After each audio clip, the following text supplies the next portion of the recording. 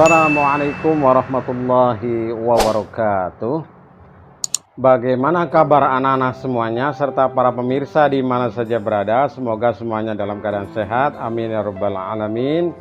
Kita awali pertemuan kita dengan bersama membaca basmalah. Mari, bismillahirrahmanirrahim.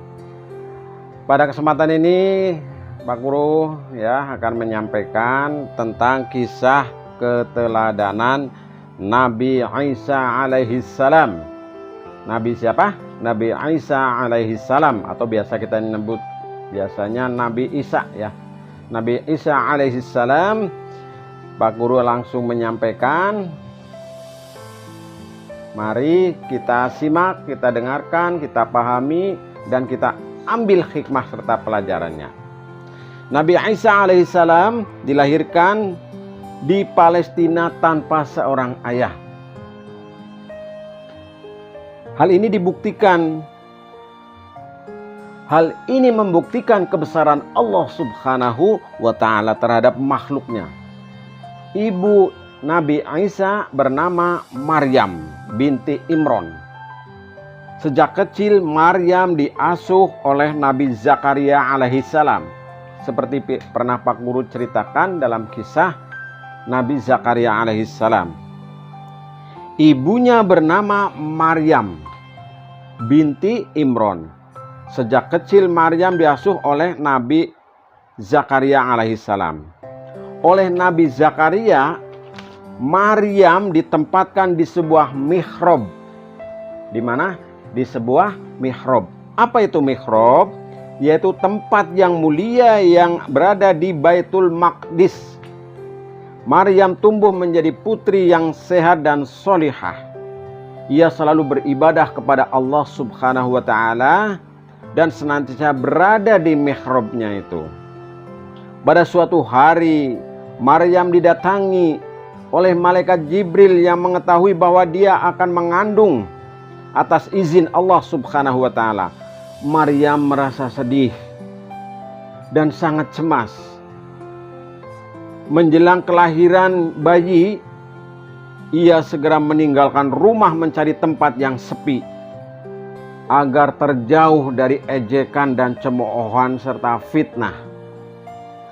Kemudian di bawah sebatang pohon kurma, Maryam melahirkan seorang anak laki-laki yang kemudian diberi nama Isa. Tempat itu kemudian dinamakan Baitul Lahmi, yang artinya adalah tempat lahir, atau biasa ada orang juga yang menyebut Baitlaham ya, Baitul Lahmi. Oleh penduduk kampung, Maryam dituduh dan difitnah, tetapi bayi Isa dapat menyelamatkan ibunya. Kenapa? Dengan ucapan yang fasih bahwa ibunya tidak melakukan kesalahan. Bayinya bisa berbicara itu. Kejadian tersebut adalah semata-mata karena kehendak Allah Subhanahu wa Ta'ala. Sebagaimana diterangkan di dalam surat Maryam ayat 30 ya, disimak ini. Qala inni Abdullah. Dia Isa berkata, sesungguhnya aku ini hamba Allah. Dia memberiku kitab yaitu Injil, dan dia menjadikan aku seorang nabi. Al-Quran surat Maryam ayat 30. Nah, para pemirsa dan anak-anak semuanya, setelah usia Nabi Isa kurang lebih 30 tahun, dia diangkat menjadi Rasul oleh Allah Subhanahu wa Ta'ala. Kemudian Allah Subhanahu wa Ta'ala menurunkan kitab kepada Nabi Isa. Apa itu namanya? Kitab Injil. Ya. Kitab Injil berisi tentang ajaran tauhid atau mengesahkan Allah. Nah, kitab Injil juga mengabarkan akan datang suatu saat nanti seorang nabi dan rasul terakhir yang bernama Nabi Muhammad SAW kelak kemudian, yang akan menyempurnakan ajarannya. Allah Subhanahu wa Ta'ala juga memberikan mukjizat kepada Nabi Isa alaihi salam. Nah, ini macam-macam mukjizatnya, mohon diperhatikan dengan baik ya. Antara lain ini, 1. pada waktu bayi Nabi Isa mampu menjawab pertanyaan-pertanyaan atau bisa berbicara saat orang-orang mencela ibunya Maryam. Kemudian yang kedua, diberi kitab Injil untuk pedoman bagi umatnya. Ini mukjizat kedua. Kemudian mukjizat yang ketiga, dapat membuat burung dari tanah dan bisa terbang. Kemudian yang keempat, dapat menyembuhkan orang sakit kusta dan buta atas izin Allah Subhanahu wa ta'ala.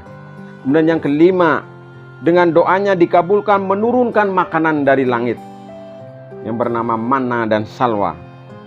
Kemudian yang keenam, dapat menghidupkan orang mati atas izin Allah Subhanahu wa ta'ala. Ini Nabi Isa. Kemudian yang ketujuh, mempunyai ketabahan dan kesabaran yang luar biasa dalam menjalankan dakwahnya. Maka dulu pernah kita pelajari, namanya Rasul termasuk ulul azmi. Nah, Nabi Isa alaihissalam mengajak Bani Israel kembali kepada syariat Nabi Musa alaihissalam yang telah dirusak kemurniannya. Mereka menambah dan mengurangi hukum sesuai dengan kepentingan mereka. Melihat hal tersebut, maka para pendeta dan pemuka agama Bani Israel merasa terancam. Mereka takut kebohongan mereka itu akan terbongkar. Karena itu mereka sepakat menentang Nabi Isa alaihissalam dengan cara menghasut rakyat dan menyebarkan fitnah tentang Nabi Isa alaihissalam. Sedikit sekali kaum Yahudi yang menerima ajaran Nabi Isa alaihissalam. Mereka hanya berjumlah 12 orang. Berapa? Jumlahnya 12 orang. Mereka menerima dakwah Nabi Isa alaihissalam. 12 orang itu senantiasa mendampingi Nabi Isa alaihissalam, yang kemudian disebut mereka itu kaum Hawariyun. Kaum apa? Kaum Hawariyun. Nah, para pemuka Yahudi memfitnah Nabi Isa alaihissalam di hadapan penguasa Romawi. Apa itu fitnahnya? Bahwa Nabi Isa alaihissalam telah memecah belah bangsa Yahudi. Penguasa Romawi termakan hasutan tersebut sehingga mereka kemudian memutuskan untuk membunuh Nabi Isa alaihissalam. Mendengar akan dibunuh, Nabi Isa alaihissalam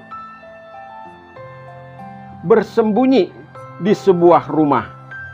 Namun ada seorang yang bernama Yudas Iskariot atau Yahuza, salah satu pengikutnya, berkhianat dan memberitahukan tentang persembunyian Nabi Isa alaihissalam. Pada saat itulah Allah Subhanahu wa taala menunjukkan kekuasaannya.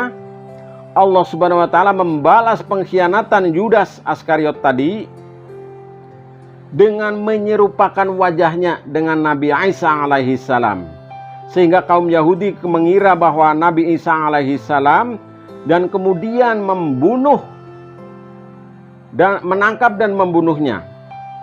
Akhirnya Yudas disalib di sebuah bukit yang namanya Golgota. Bukit apa namanya? Golgota. Sedangkan Nabi Isa alaihissalam diselamatkan oleh Allah Subhanahu wa taala dan diangkat ke langit. Ya, diangkat ke langit. Sebelum diangkat ke langit, Nabi Isa menyampaikan kabar kepada pengikutnya bahwa akan datang seorang nabi yang bernama Ahmad atau yang disebut dengan Muhammad.